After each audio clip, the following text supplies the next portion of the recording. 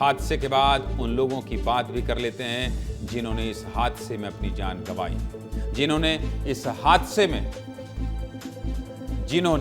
इस हादसे में अपनों को खो दिया है। उनके अपने तो कभी वापस नहीं आ सकते हैं, लेकिन हाँ, उनके जख्मों पर मरहम लगाने के लिए कुछ नियम भी हैं। मतलब अगर प्लेन हादसे में किसी की मौत हो जाती है तो उसके परिवार के पास क्या क्या अधिकार हैं वो भी आपको बता देता हूं, देख लीजिए। दरअसल अगर प्लेन हादसे में किसी व्यक्ति की मौत होती है तो उस व्यक्ति पर 1999 में बना मॉन्ट्रियल कन्वेंशन नियम लागू होता है।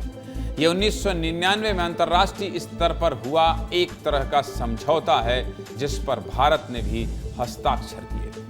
और इसके नियमों के तहत अगर विमान हादसे में किसी की मौत होती है तो एयरलाइन कंपनी सीधे तौर पर उसके परिवार को 1,40,00,000 रुपए का मुआवजा देगी। इसके अलावा अगर यात्री ने फ्लाइट बुक करते समय ट्रैवल इंश्योरेंस लिया है तो उस व्यक्ति को इसका पैसा अलग से मिलेगा और बीमा की राशि 25 लाख से 1 करोड़ रुपए तक हो सकती है।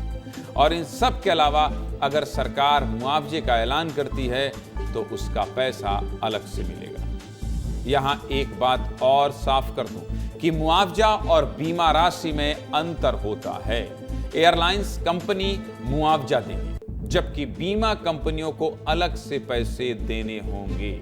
मुआवजे और बीमा राशि के अधिकारों पर हमने एक्सपर्ट से बात की है। क्या कह रहे हैं एक्सपर्ट, ये भी सुन लीजिए, फिर आगे की बात करें।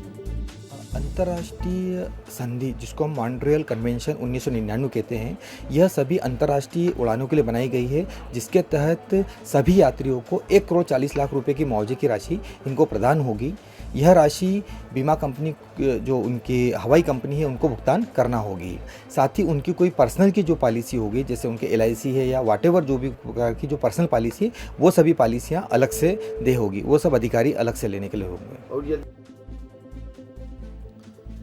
अहमदाबाद हादसे पर हर उस सवाल का जवाब अब तक आपको मिल गया होगा।